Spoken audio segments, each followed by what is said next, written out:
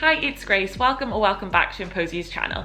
Today I'm going to be talking about historical fiction and recommending some historical fiction books specifically for people who think they don't like historical fiction. I think there are actually so many things unique to the genre that make it really, really brilliant.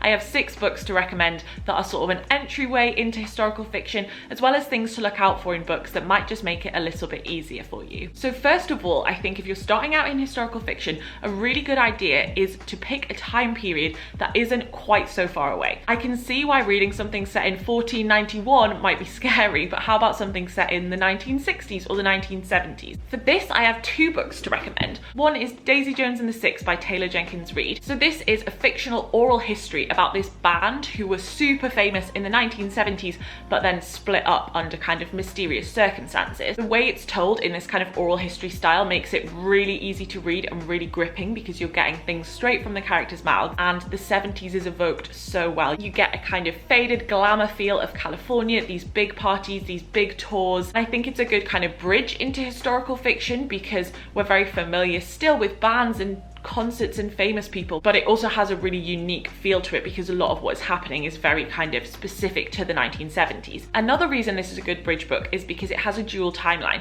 So half of it is historical fiction. It's people talking about when they were in the 70s, but then there's also a modern timeline.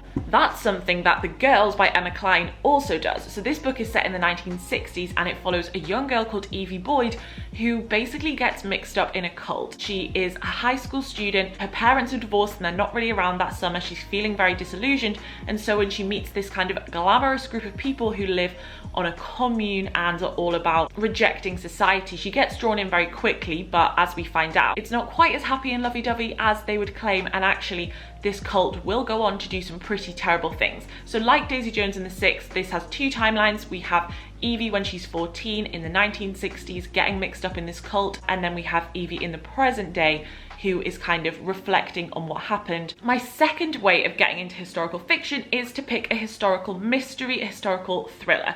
The great thing about thrillers and mysteries is that they're so compulsive. As soon as you're hooked into that mystery, it's impossible to put them down, and so regardless of what the time period is, when you're hooked, you're hooked. So the first book I want to recommend that is a historical ghost story is The Little Stranger by Sarah Waters. So this is set post World War II, so again it isn't too far away, and we're following a doctor who lives in a small English village, and he's asked to attend a big house where the kind of rich family lives because one of the adult children has started acting strangely. Weird things are happening. So the doctor's brought into the house, but soon he realizes there might not be anything medical he can help with because more and more weird and ghostly things start happening. And I don't want to tell you any more other than to say this book is addictive. This is so gripping. I couldn't put it down one night, which was a mistake because then I was the most scared I've ever been and couldn't sleep. If you think historical fiction books are kind of dry and dusty, you won't think that if you read The Little Stranger. And similarly, but a little bit more in the past, we're pushing ourselves out of the box, is The Confessions of Franny Langston by Sara Collins. So in this book, we follow Frannie Langton, who is a young girl from Jamaica.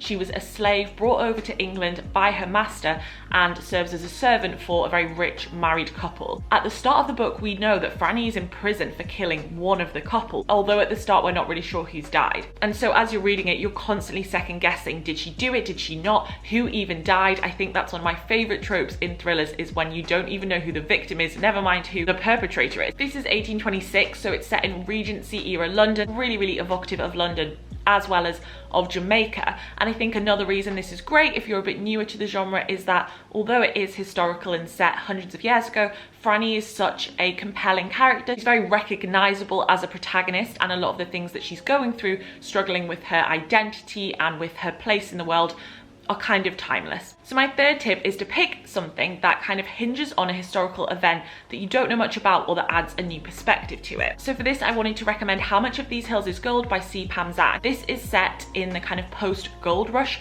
era of America, so kind of around the 1860s, and we're following a brother and sister who come from Chinese immigrant parents as they travel across the kind of deserted West. So the gold rush is a period of history that, you know, a lot of books have been written about, but this adds such an interesting perspective perspective because mainly we're following a young woman and a young Chinese American woman. And so everything you might think you know about the Western genre is really flipped on its head. This is a beautifully written, almost magical realist book. It's very much about family and belonging and home. We get a lot of information about how our main character's parents came to be in America from China. There was a lot of stuff that I had no idea about, and I was so fascinated by Lucy's story. Similarly, I want to recommend Captain Corelli's Mandolin by Louis de Bernières, one of my favourite books of all time. This book is set during World War II, which I feel is a very well-trodden area for historical fiction and something that I tend to avoid. But this book looks specifically at the Italian occupation of Greece. So it's set on a beautiful Greek island called Kefalonia, and we follow a young girl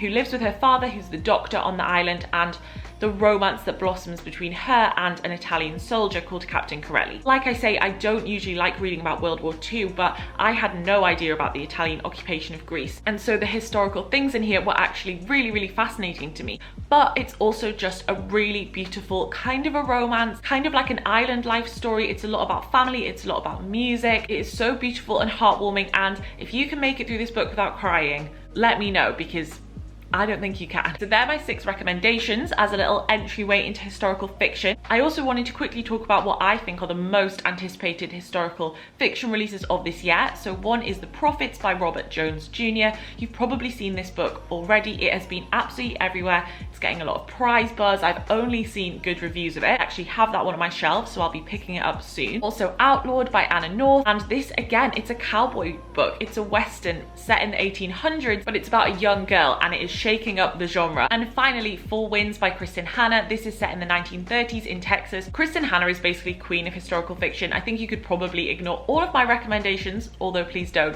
and pick up any of her books as a great place to start. Thanks so much for watching, and we'll see you in the next video.